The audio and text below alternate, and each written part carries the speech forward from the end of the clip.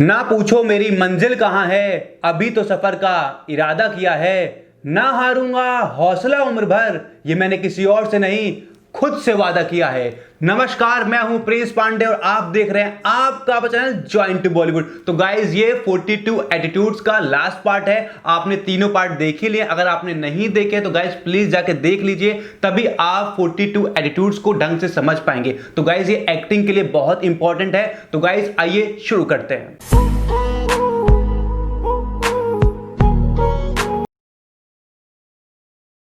Obstinate यानी जिद्दी। तो गाइज ये कैरेक्टर आपने कहीं ना कहीं देखा ही होगा। अपनी डेली लाइफ में हम किसी चीज की जिद करते हैं, बस चलो कितनी जिद करते हैं, हमें ये चाहिए हमें वो चाहिए। तो गाइज वही कैरेक्टर आपने सुल्तान फिल्म देखी होगी। सुल्तान फिल्म में आपने सलमान खान का रोल देखा होगा। उसको पहलवान बनना है तो बनना है, वो जाके हारता है पहले, फिर उसके बाद अपनी औकात समझता है और फिर अपने पर मेहनत करता है, जिद्दी करता है कि मैं पहलवान बन के रहूंगा, और भाई वो गोल्ड लेके आता है। तो गाइज यही होता है कैरेक्टर। आपको समझना है कहां मेरा कैरेक्टर कौन सा है, कहीं जिद्दी होगा कहीं हैप्पी होगा। तो ये आपको खुद से समझना होगा। डायरेक्टर आपको बता भी सकता है ना भी बताए, लेकिन आपको डायलॉग पढ़ के समझ लेना है कि भाई मेरा कैरेक्टर जिद्दी टाइप का है। क्योंकि कहीं कहीं शूटिंग पे आपको बताया भी जाएगा, कहीं कहीं नहीं बताया जाएगा। इतना आपको स्मार्ट बनना है कि भाई अगर आपको कोई डायलॉग दे दिया जाए ना ऑडिशन पे या शूटिंग पे, तो आप खुद समझ के जाओ यार ये तो जिद्दी कैरेक्टर है, ये मुझे ऐसा करना है, मैं समझ गया इसको। तो इतनी आपको प्रैक्टिस करनी है। ये कब होगा? जब आप 42 एटीट्यूड्स के सारे पार्ट देखेंगे, हर चीज को समझेंगे। आपको जब 42 एटीट्यूड समझ में आ जाएंगे, 9 रस समझ में आ जाएंगे, तो ये सीख करना आपके लिए बहुत आसान हो जाएगा।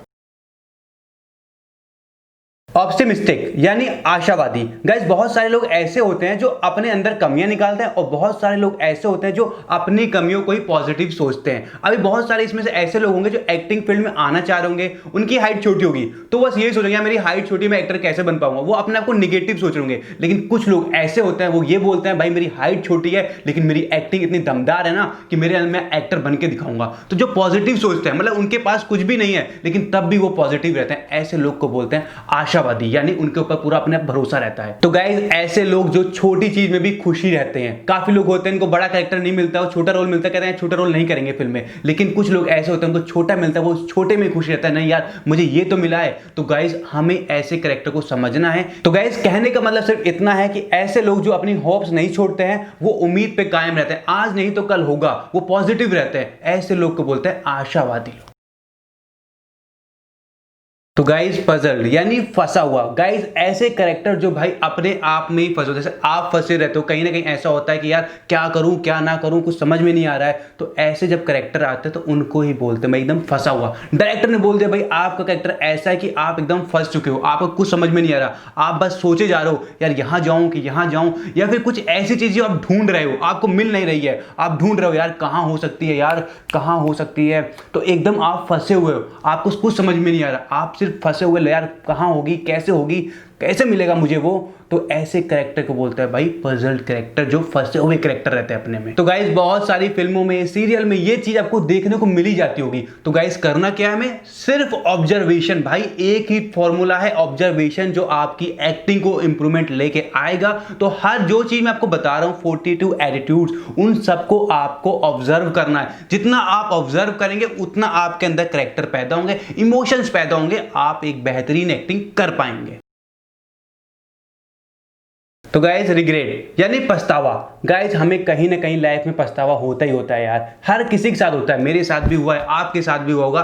तो भाई हमें बस उसको समझना है। चलो एक सिंपल सा एग्जांपल देते हैं। आपने सुल्तान फिल्म देखी होगी। सुल्तान फिल्म में मैं आपको बता दूं, सुल्तान फिल्म में जब आपने देखा होगा, जब उसके बेटे के लिए उसका ब्लड ग्रुप नहीं मिलता, यानी ओ निगेटिव नहीं मिलता है, जब वो वापस आता है उसको पता चलता है कि मेरा बेटा मर चुका है, तो उसको बहुत पछतावा होता है, वो फिर बहुत पछताता है, और उसका मतलब बीवी से अलग हो जाता है, सब कुछ अलग हो जाता है, वो अकेले रहना स्टार्ट करके उसे पछतावा होता है कि यार अगर मैं रहा होता तो मेरा बच्चा बच जाता, क्योंकि ओ निगेटिव ब्लड ग्रुप किसी के पास नहीं होता है। फिर वो ब्लड बैंक खोलने चक्कर में लग जाता है। तो ऐसे ही कैरेक्टर को बोलते हैं भाई पछतावा वाले कैरेक्टर। हर किसी के साथ होता है, बस हमें समझना है ये पछतावा किस लेवल का है, ये थोड़ा सा पछतावा ज्यादा है या बहुत ज्यादा है, उसके अकॉर्डिंग एक्टिंग करनी है।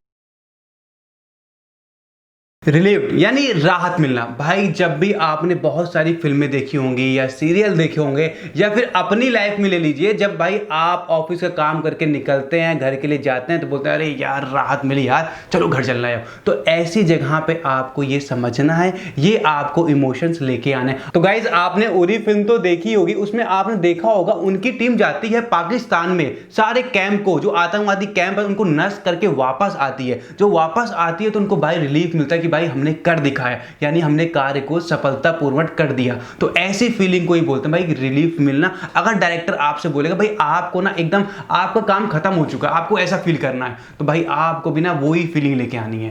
तो लेकिन आपको समझना है कि भाई किस लेवल की है, हमने ऑफिस का काम कंप्लीट किया या फिर हमने बहुत बड़ा मिशन कंप्लीट किया या फिर हमें छोटी मोटी काम था वो हमने कंप्लीट किया। इसके लिए आपको खुद से समझना होगा, अपना दिमाग यूज करना होगा, स्क्रिप्ट को ढंग से पढ़ना होगा, उसमें समझना होगा भाई है क्या चीज, तब आप इस चीज को कर पाएंगे।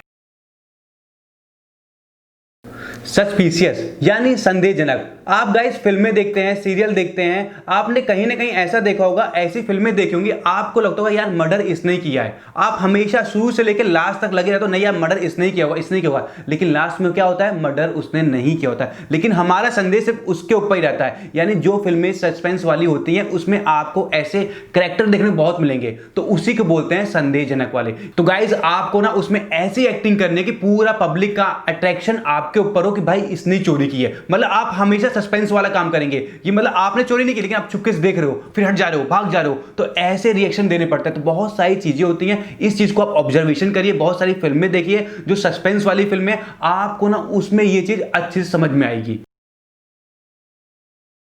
तो गाइस सहानुभूति, तो गाइस ये कैरेक्टर बहुत आपको देखने को मिलेंगे जो भाई किसी की केयर करे। जैसे आपके दोस्त होंगे वो आपकी बहुत हेल्प करते होंगे, आपके बारे में सोचते होंगे, तो वो कैरेक्टर कैसे हैं, सहानुभूति वाले। आपकी माँ आपके बारे में कितना सोचती है, आपके पापा कितना सोचते हैं। तो गाइस आपने फिल्म देखी होगी MS धोनी, MS धोनी में आपने देखा होगा जब MS धोनी कुछ नहीं होते हैं तो उनके दोस्त उनको कितना सपोर्ट करते हैं, उनके पीछे कितने लगे रहते हैं, उसके पास पैसे नहीं होते उनको पैसे की सपोर्ट करता है, उनकी मतलब हर एक जगह पे उनके साथ खड़े रहते हैं। तो ऐसे कैरेक्टर को बोलते हैं भाई सहानुभूति। तो भाई बहुत सारे कैरेक्टर आपको ऐसे मिलेंगे, हर फिल्म में, हर सीरियल में ये कैरेक्टर मिलता ही है। तो गाइज आपको भी ना इस कैरेक्टर पे काम करना होगा, समझना होगा, ऑब्जर्वेशन चालू कर दीजिए। ऐसे बहुत सारे लोग आपको मिलेंगे जो भाई किसी की हेल्प करते हैं बिना किसी मतलब के, तो ऐसे लोग को बोलते हैं सहानुभूति वाले लोग। अगर आपको डायरेक्टर ने बोला कि आपका कैरेक्टर भाई सहानुभूति टाइप का है, यानी भाई अगर आप सहानुभूति टाइप के हैं तो आपका फेस भी तो वैसा रहेगा। अब ये थोड़ी ना कि आप भाई लोगों की हेल्प करते हो और आप जो एकदम अकड़ू रहोगे, नहीं ना, आप भाई उसी टाइप में रहोगे ना, यार किसी को दिक्कत आई आप उसकी हेल्प करने पहुंच गए। तो ऐसे कैरेक्टर को बोलते हैं सहानुभूति।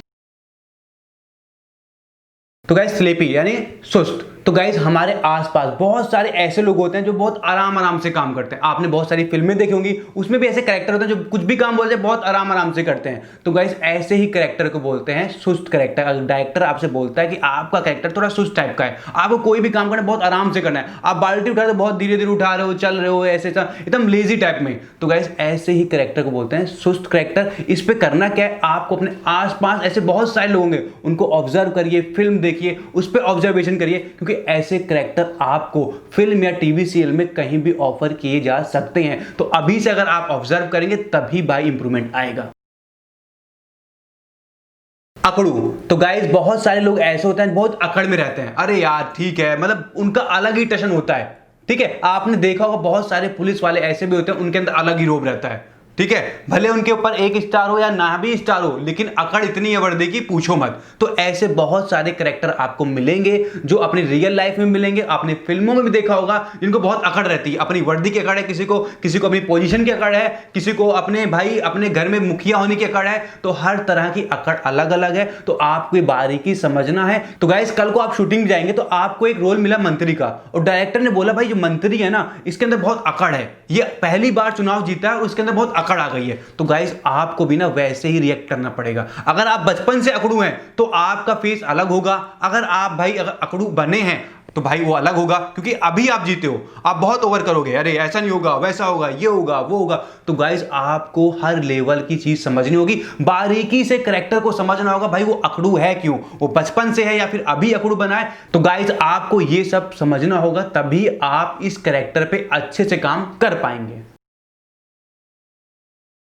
तो गाइस शर्मिला, तो गाइस हम कहीं ना कहीं अपनी लाइफ में शर्माते हैं, कोई भी हो भाई, हर कोई किसी ना किसी को कहीं ना कहीं शर्म आती है। तो ऐसे ही कैरेक्टर को बोलते हैं शर्मिला। आपने बरेली की बर्फी में देखा होगा जो राजकुमार राव का कैरेक्टर, वो सेम ऐसे ही कैरेक्टर है। तो गाइस ऐसे बहुत सारी फिल्मों में, सीरियल में है जहां पे एक्टर कुछ न कुछ पल के लिए शर्माता है और कहीं कहीं क्या होता है पूरी फिल्म में ही शर्माता रह जाता है। तो इसके लिए आपको अपने आसपास लोगों को ऑब्जर्व करना होगा, फिल्मों में, टीवी सीरियल में, हर जगह से ऑब्जर्वेशन करिए। जब बंदा कोई शर्माता है तो भाई कैसे शर्माता है, अब शर्माने का भी अलग है। क्या पता वो लड़की के सामने शर्मा रहा है तो वो अलग भाई होगा, अगर वो घर वालों के सामने शर्मा रहा है तो अलग होगा, कहीं वो एक मीटिंग में गया है और सब लोग खड़े हैं तो वो उसको नर्वस हो रहा है, शर्मा रहा है, कैसे बोलूं, क्या करूं, मैंने कपड़े अच्छे नहीं पहने, वो फीलिंग अलग होगी। तो आपको हर तरह की फीलिंग पे वर्क करना होगा और समझना होगा, तभी इसको आप भाई कर पाएंगे।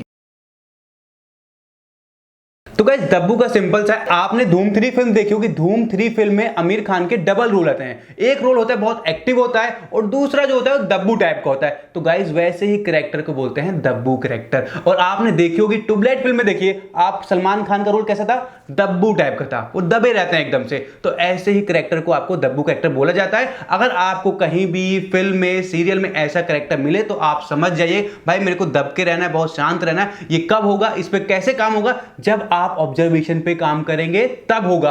आपको हर एक कैरेक्टर की ऑब्जर्वेशन करनी है, कोई भी कैरेक्टर हो आप उसको ऑब्जर्व करिए, उसका रस को समझिए, उसके इमोशंस को समझिए। जरूरी नहीं कि वो हमारे से मैच कर रहा है कि नहीं कर रहा है, लेकिन आपको हर एक इंसान को ऑब्जर्व करना है और उसमें ना ये जो मैंने आपको बताया है 42 एटीट्यूड्स पे आपको काम करना है, खुद से समझना है भाई कौन से एटीट्यूड्स में खड़ा है, ये कौन से इमोशन में खड़ा है, ये श्रृंगार रस में है या फिर हैप्पी में है या सैड में है। आपको 9 रस से लेके 42 एटीट्यूड्स पे ऐसे काम करना है गाइज। अगर आप इस पे प्रैक्टिकली काम करेंगे तभी कुछ हो पाएगा, नहीं तो कोई मतलब नहीं एक्टिंग का। तो गाइज आप 1 घंटा मिनिमम दीजिए स्टार्टिंग में इस चीज पे, ऑब्जर्वेशन के ऊपर। आप हर आदमी को ऑब्जर्व करिए, पापा बैठे हैं यार किस इमोशन में बैठे हैं, हैप्पी हैं या सैड हैं, आपको खुद से समझना है। मम्मी कैसे देख रही हैं, मम्मी क्या सोच रही हैं, मम्मी बहुत चिंता में है, बहुत फंसी हुई हैं। आपको हर एक चीज को समझना है, सोचना है और सबको ऑब्जर्व करना है, तभी गाइज आप इन इमोशंस पे अच्छे से काम कर पाएंगे, तभी आप एक अच्छे एक्टर बन पाएंगे। गाइज मेरा मकसद यही है कि आपको फ्री में एक्टिंग सिखाना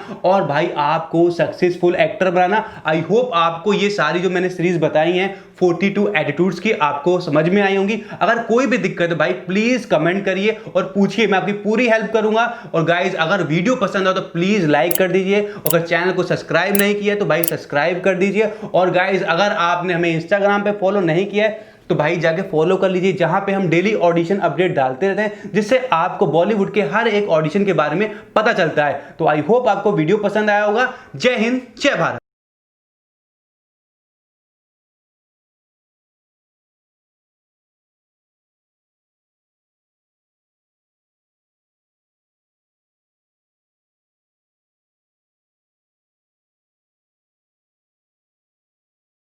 वीडियो के बारे में अपनी राय नीचे कमेंट सेक्शन में हमें बताएं और अपने दोस्तों के साथ ये वीडियो शेयर करना ना भूलें।